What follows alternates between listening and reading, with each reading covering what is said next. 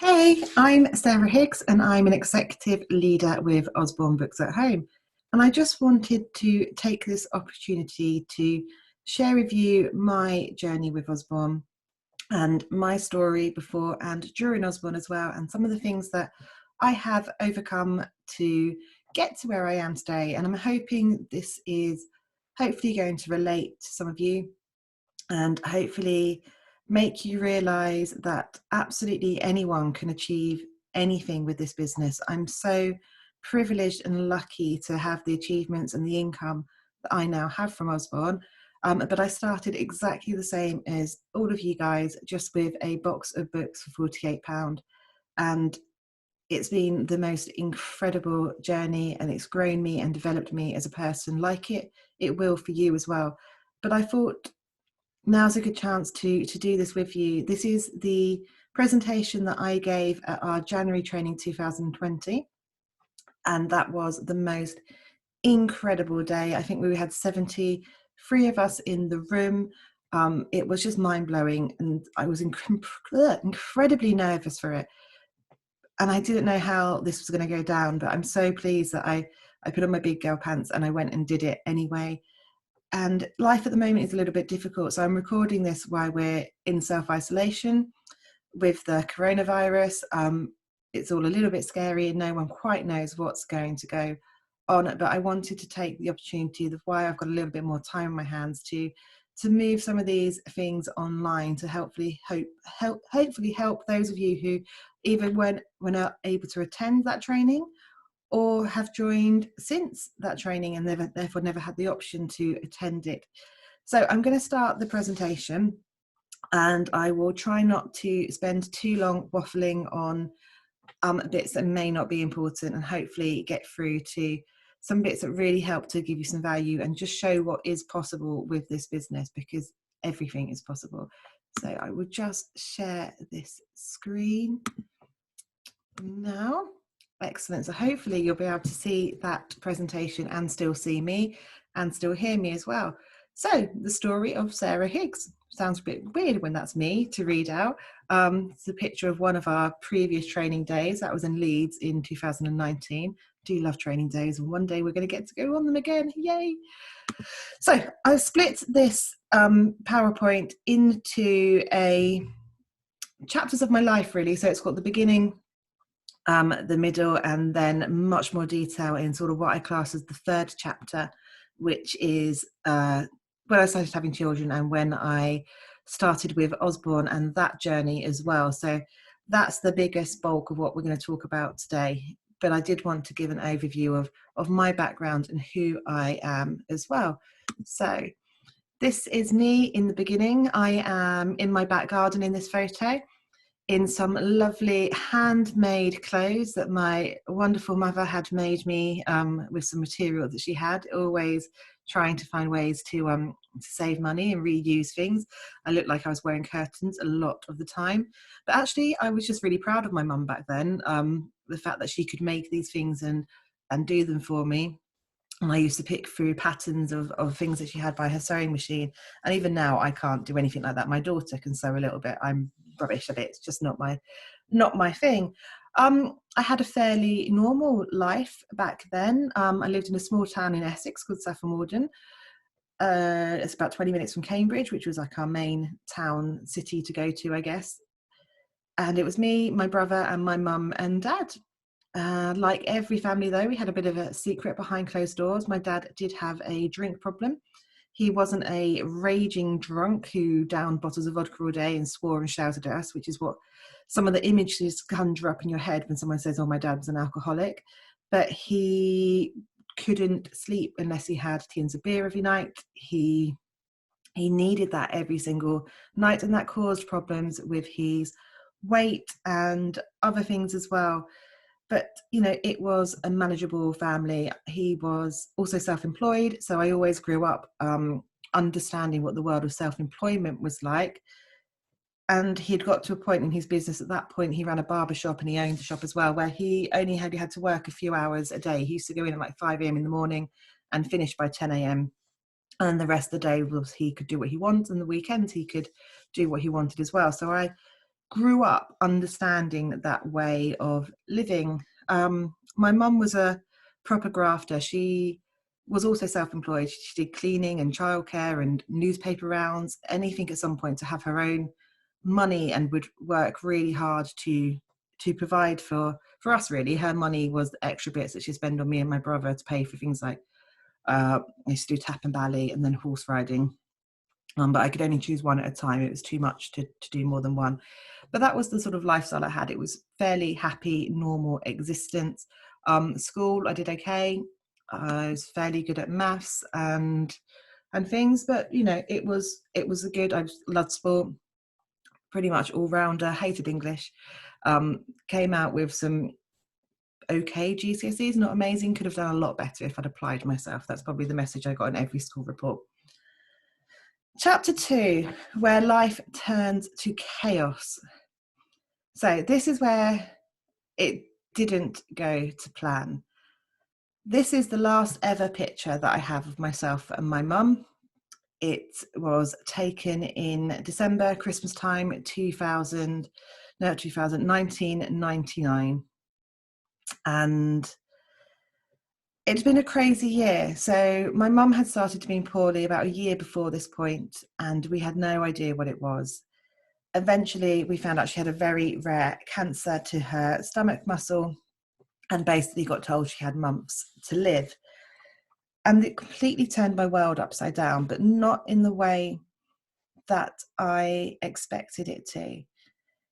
It obviously was a shock. So we told you're going to lose your mum, who at the age when I was 16, when I got the news, is obviously completely changes you. You don't know what that's going to look like. You have this fear of what life's going to be like, but you also have time to come to terms with it and to accept it. And I know, without a shadow of a doubt, that my mum would have done absolutely anything in her power. God, I just realised I'm recording this on Mother's Day, which is really probably a silly thing to do. But she would have done anything to still be here and to be here to support me and to be here to support my brother and my children. She would have done anything. So I had this acceptance that, do you know what? She is going to die. And that's going to be a whole new chapter of my life, but she's not doing it on purpose. I have to carry on, and we have my dad and my brother, and we will go on, and it will be okay. What I wasn't prepared for is that my dad would completely lose it. So the day my mum died, which was the February just before Valentine's Day in 2020, not 2020, 2000. So it's just over 20 years ago now. So it's, I've realised now that I've had longer alive without my mum in my life than I have with her here. That's a bit of a scary realisation, really.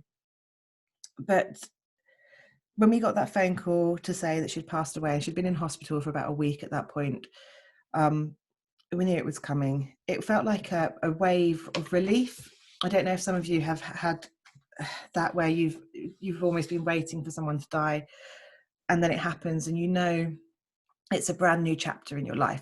Nothing is ever going to be the same again, but you're not just sat in that bubble waiting for it to happen.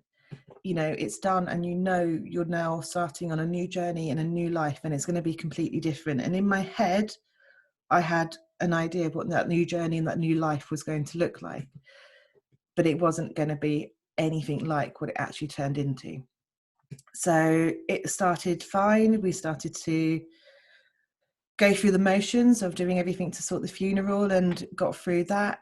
We started to adapt a new way of living. I used to go swimming with my dad at 6 a.m. every Monday morning. He stopped drink. He went to Alcohol Anonymous, and that was a fantastic move for him, because he got off the alcohol, which he'd been dependent on for so long. He managed to lose weight.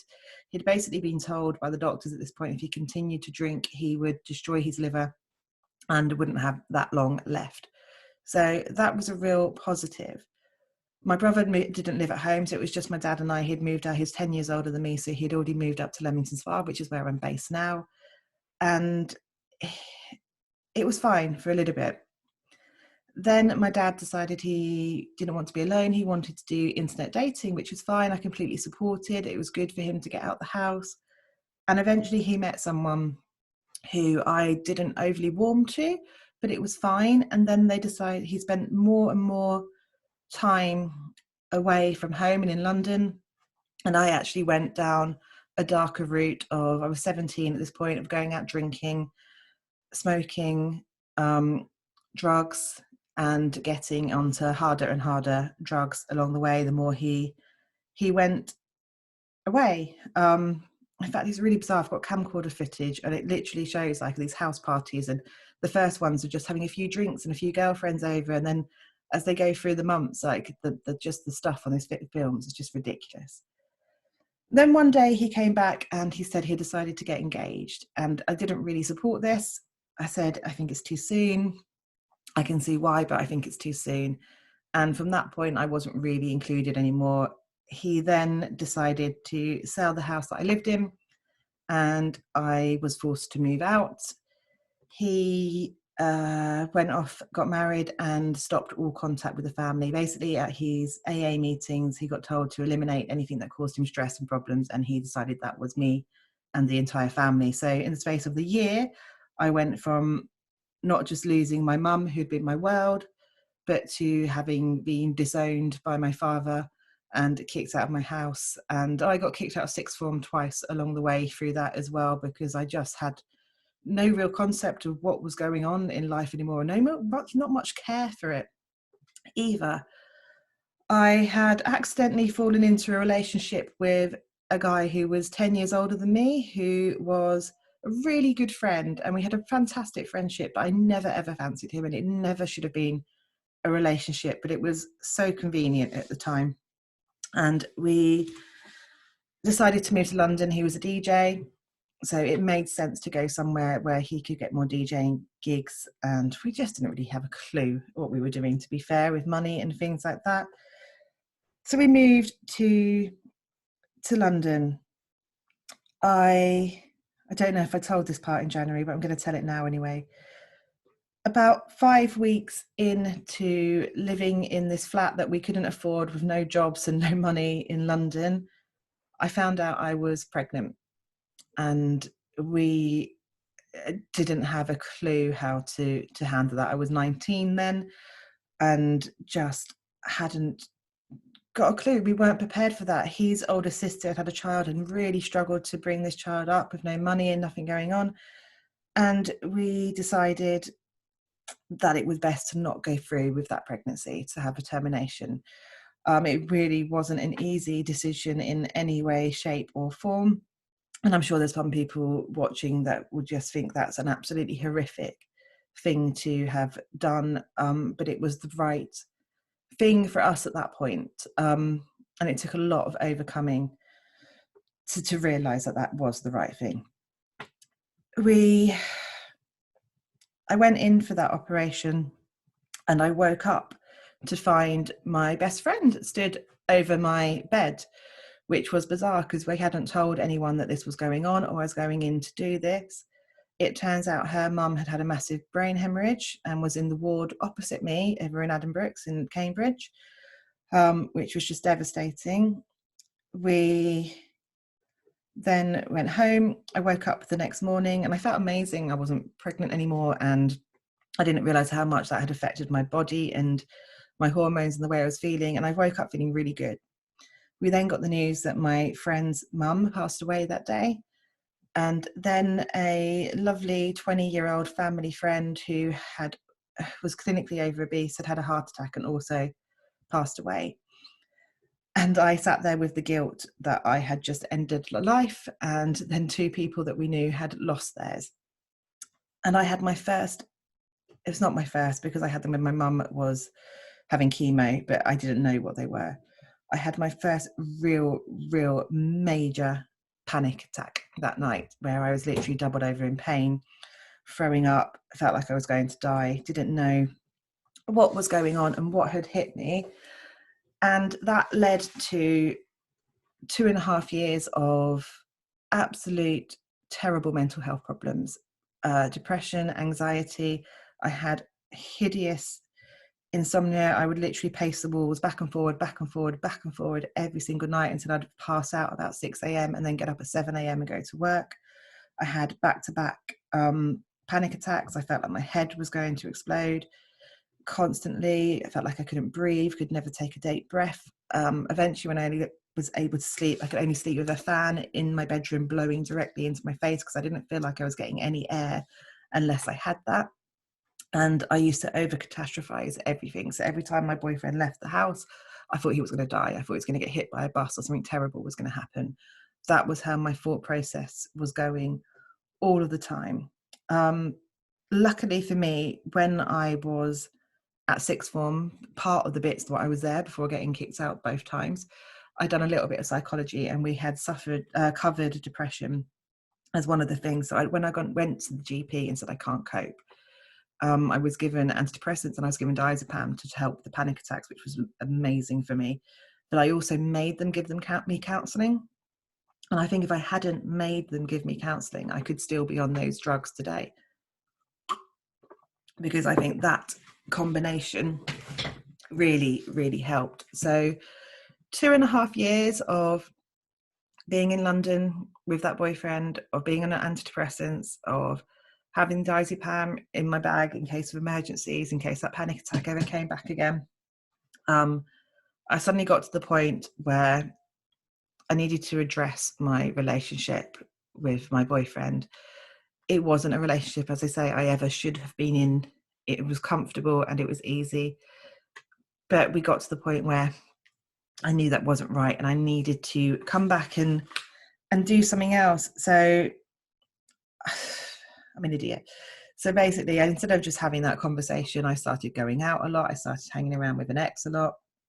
I started partying a lot, going back home to Essex rather than London a lot and seeing old friends, until they got to the point he was like, what is going on? I don't think this is working. I was like, yeah, you're right. So I moved out and ended up living on sofas. I walked away from my job. I started taking loads of drugs again, got myself massively addicted to cocaine, and started to deal that to feed my own habit.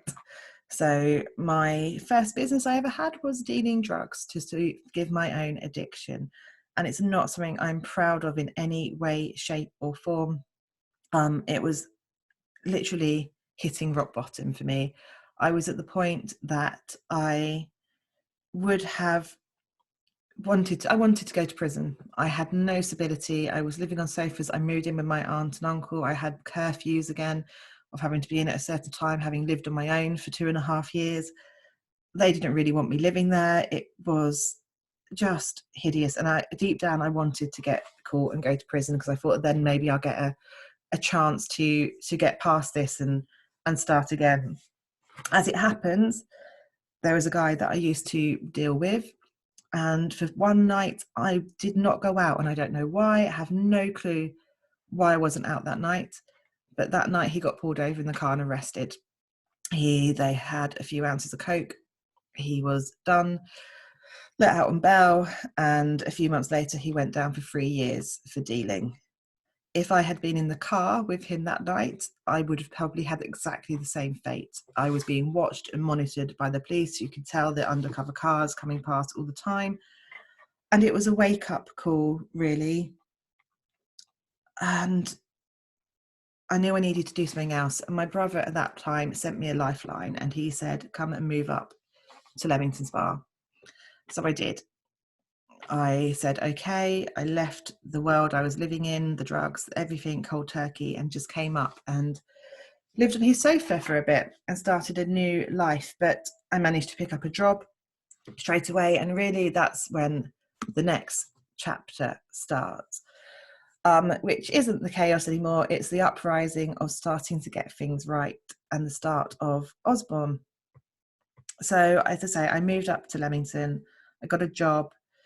Actually, my sister-in-law's sister had moved up at the same time. So we went into renting a house together, and I met Nigel, and we got together, brought a flat together, and along came Ben.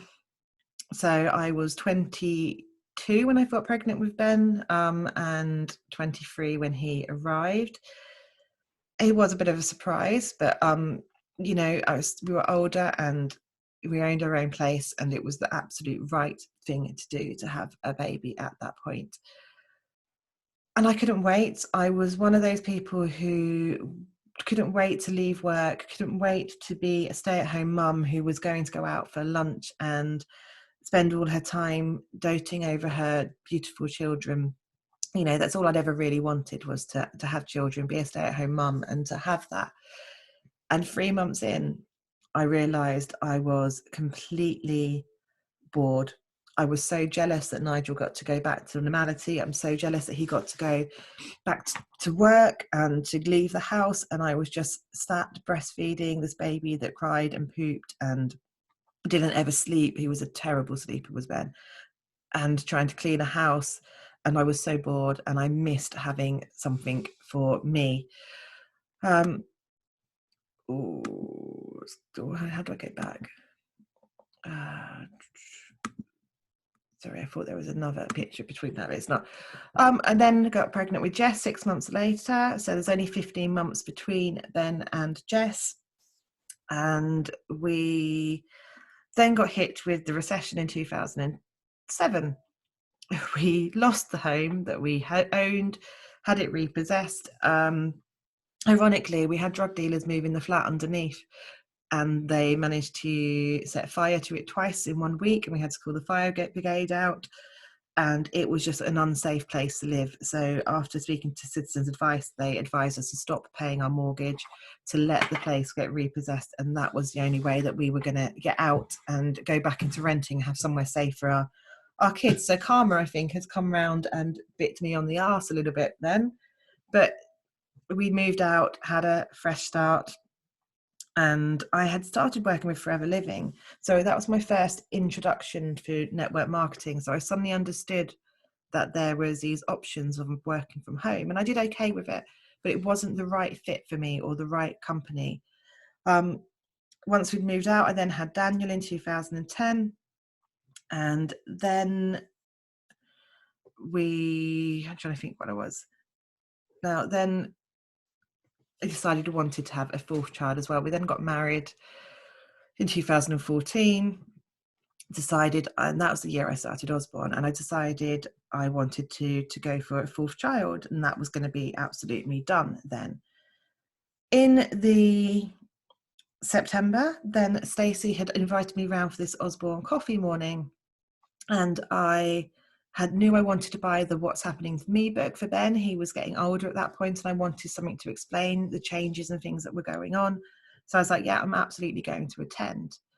She had then, because I'd done network marketing before, as I say, I'd done Forever, I sort of went around, I had a big list of books. I wanted loads of books. I'm a massive book lover. Shelves are stacked with them.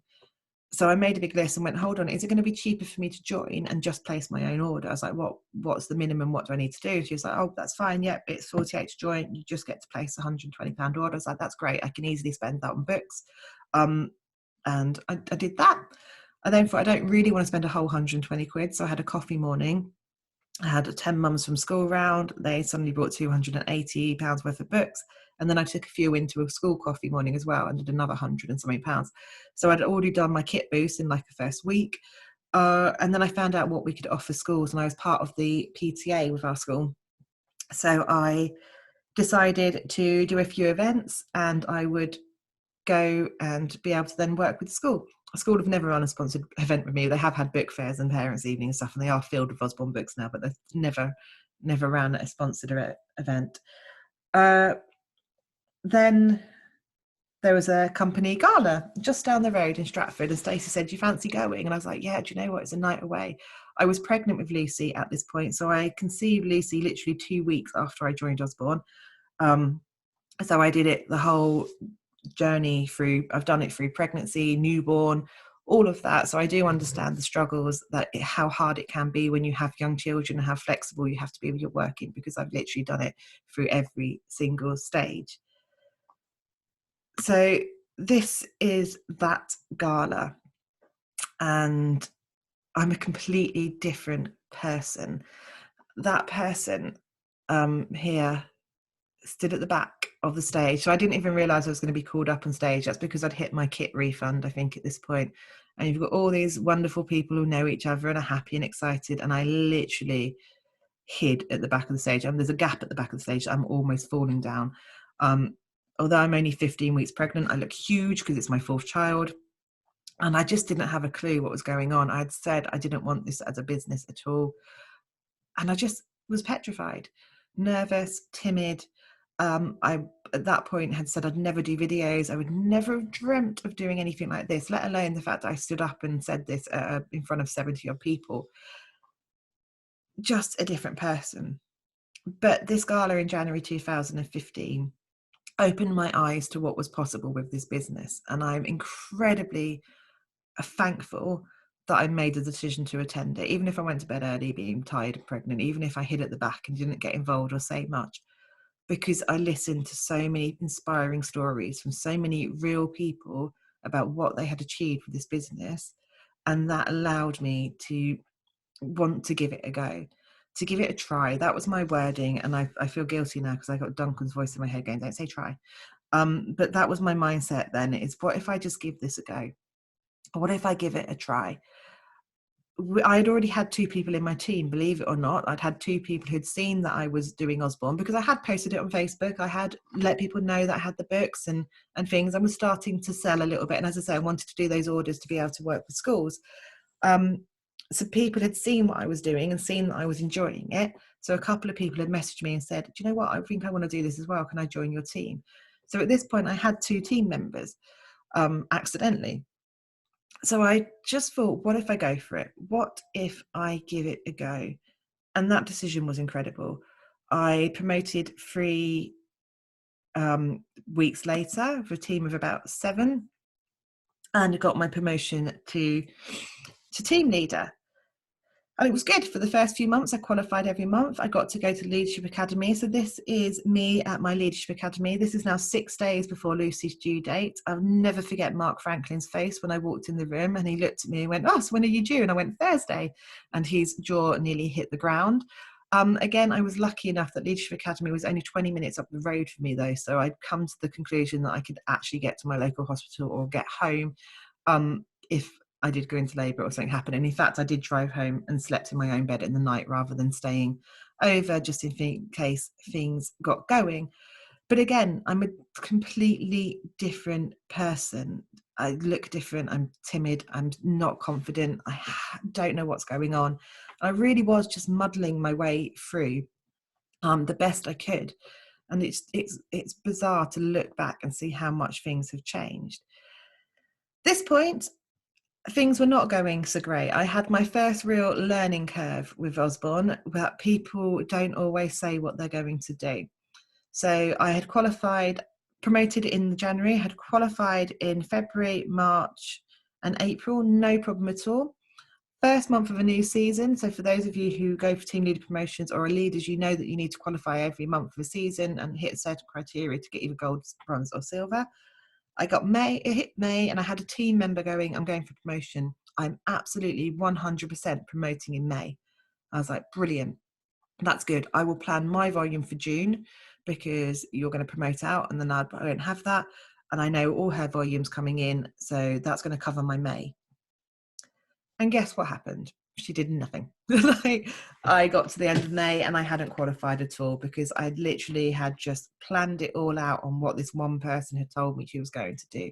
I don't do that anymore. I overplan everything that I need in this business because I learned that lesson quickly. So no quicker than I was in Leadership Academy and in gold, I was not anymore. I was out of it for the next season completely. And I've watched so many people have that happen to them and then just go, oh, I'm not going to bother then, and just not have that fight to get it back. I wanted to get it back. I needed to get it back. So that's what I went on to do. But I struggled. So these are my earnings over the time from joining up until, so I joined in the October down here. I had my promotion in that January. You can see the rise of my income there and it steadied. And then when I didn't qualify in May, it dropped back down. And then it started to pick up. Obviously, Christmas came. That was a little bit better. I got up to like £700. But I was struggling to qualify every single month. You can see it's growing a little bit, but it's not really going anywhere. I was one of those leaders that put a limit on my own belief because we had to have £1,800 of sales to qualify every month. Guess where my thinking was? It was I have to have £1,800 to qualify every month. I wasn't thinking any bigger than that.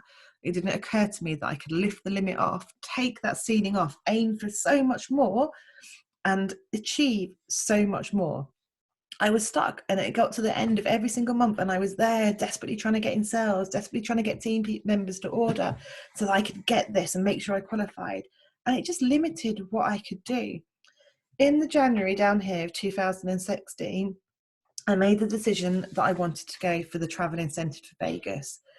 I made a decision that I wanted it so badly that I was going to aim for double what I needed every single month. I was going to aim for double what I needed for the criteria to get there.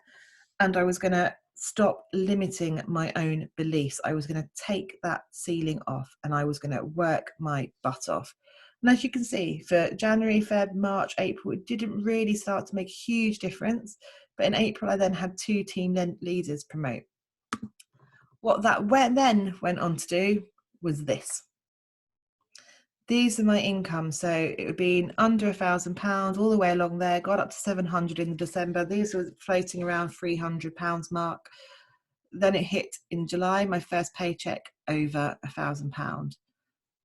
Similar in June, then similar in July, then over £2,000, then up to £3,000, then up to over £6,000 when I had my promotion, then up to over £7,000 in 1 month. So I started the year of earnings £300 a month, and I ended them earning over £7,000 in a month. That was like I'd won the freaking lottery. You know, we had lived off my partner's wage for so long. To suddenly have over £7,000 paid into my bank account in 1 month was utterly bonkers. It allowed us to clear all our debt. It allowed us to go on holiday. Just bonkers. And from someone who literally has no education, has struggled, has had houses repossessed and drug addictions, can suddenly earn over £7,000 in a month. That is what this business gives you. That is the opportunity that is out there for each and every single one of you. And you just have to take it. You just have to put the work in to take it. And I can't stress that enough, that it's on the table for everyone to take. So I got to go to Vegas. That's me at the Grand Canyon. I not only doubled the criteria, I absolutely smashed it out of the park. We had 60 leaders in the team by the end of that year. We started as a team of 37 people and ended the team of 785 people. And it was incredible. We got to Vegas was just amazing. It was somewhere I've always wanted to go, and I really want to go back. It was the best time. But the thing with the travel incentive, it's not the destination. It is the people, and surrounding yourself with the most amazing Usborne ladies at the top of their game is incredible. Still look quite different there though. We've since gone on to India. That's at the Taj Mahal. That was incredible. We went to St. Petersburg. This was us having a few drinks. In fact, this is myself, Claire Johnson, Karen and Caroline Mason playing Have I Ever, Have You Ever? And it was quite enlightening, and we got very, very drunk, and it was very good fun. Cuba obviously has been postponed at the moment, but we will be going at some point when the world is a less scary place. So this is some of the things that Usborne have allowed me to do. These are some of our holidays. So we have Disney Paris over here, which we then followed with a week in Center Parcs in France. Actually, then my car broke down and we had to come home and buy a brand new car as well. But we could do it because Usborne allowed all that. This is the Benidorm Zoo. We went over to Spain with my brother and sister-in-law and everyone last October. And we got to go into Benidorm. This was Benidorm at a second time, a different time. This is over in Tunisia, and this was Lapland, which then cost us over £7,000 for 4 days. But it was a once in a lifetime opportunity, and Usborne have allowed us to do all of that, which we never, ever, ever would have done just on my partner's income. None of it whatsoever would have been able to have done with our children if it hadn't been for Usborne and the work that I've put into it.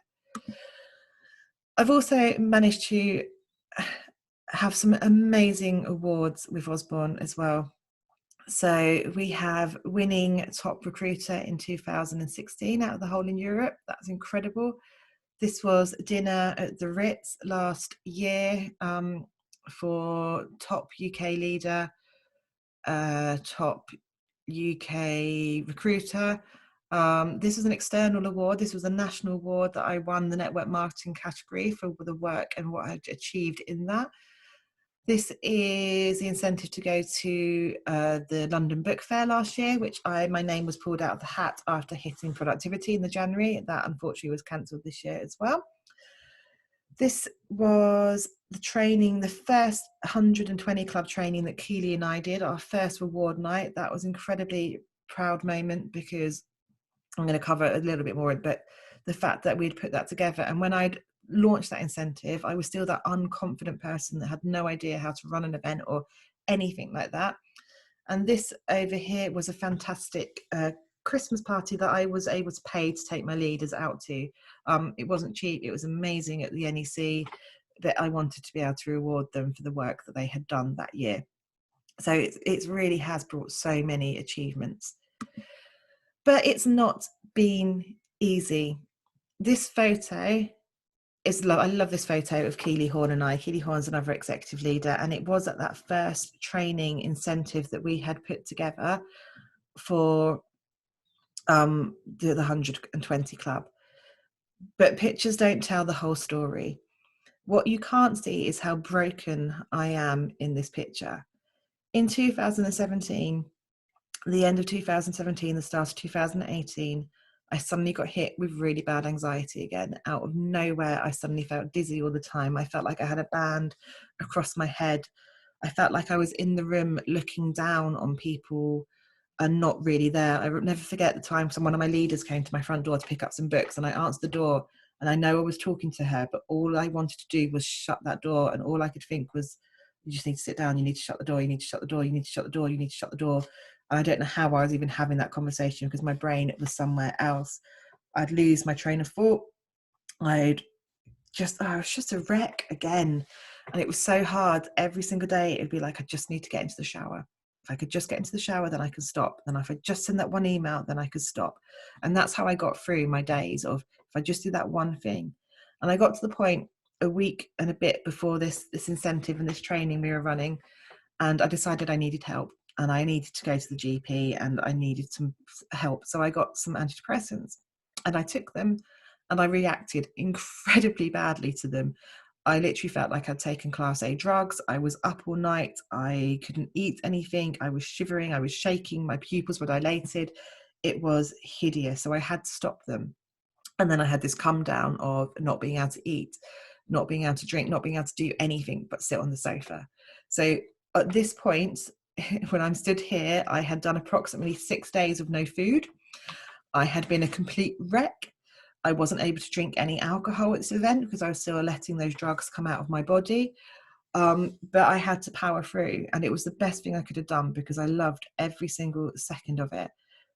But it's okay to not be okay sometimes, and don't think just because someone's successful or things are amazing that they're not susceptible to having problems and things going on as well. I was broken on the inside, and I put so much pressure on myself to try and be the best that I could be for everyone in my team, to try and be the best mom I could be, to try and just do everything for everyone all of the time, that I had completely burnt out and I hadn't scheduled in time for me as well. But we took small steps at a time and kept going, and I got past that, and I'm very, very pleased to say that I did completely get through that anxiety. I didn't have to go back on the antidepressants, and it was through taking one step at a time. And I've done a separate video all about mental health and being self-employed that I can share with anyone who wants that.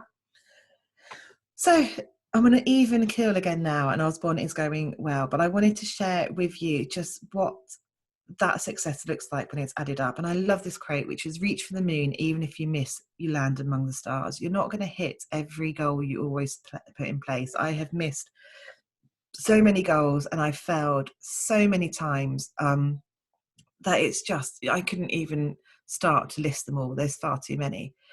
But by reaching high and by taking that limit off myself, I've also managed to achieve some amazing, amazing things. So these numbers were correct at January 2020. They'll be higher now. This number's bonkers. This is the amount of books as a team that we have sold since I've started this business. Over £3,349,309.43. Just bonkers. Just, I think that's over 3.5 million now as well. Just bonkers. Over £3 million worth of books has gone out through my business, and that doesn't count the free books as well. £3 million. That's not a small business. This isn't a small stay-at-home hobby anymore. That's over £3 million worth of books gone out to the hands of children and into schools, helping them have a better start in life. This business changes lives, not just for us doing it, but for the people out there and the schools out there getting free books as well. It's absolutely mind-blowing, incredible. What that means for me, and this has gone up as well now, but since it is correct in January 2020, my commission I had earned through my team, this doesn't count the books that I've sold as well, £226,458.90. That's a house. Over £226,000 from someone who got kicked out of sixth form twice. Mediocre GCSEs, drug addiction, living on sofas, can now earn over £226,000 working from home around her children. It's mental, absolutely mental. So that is my Usborne journey and my story. And I hope it's helped a little bit, because this business is there for you. It's there for each and every single one of you. There is no reason you can't achieve what I've achieved, and so much more. There is opportunity everywhere. I had to make this business work online for me because I had 4 young children, pregnant, breastfeeding. I had to find a way that worked for me. And when I first promoted, I was told time and time again that I was doing it wrong, that I needed to go out to events, that I needed to be picking up the phone and not using Messenger, that Facebook wasn't the place that I was going to recruit from. And time again, I had to shut out their voices.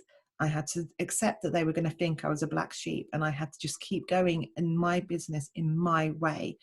And your business may be completely different to the way that I do it, but it would be your business, your way.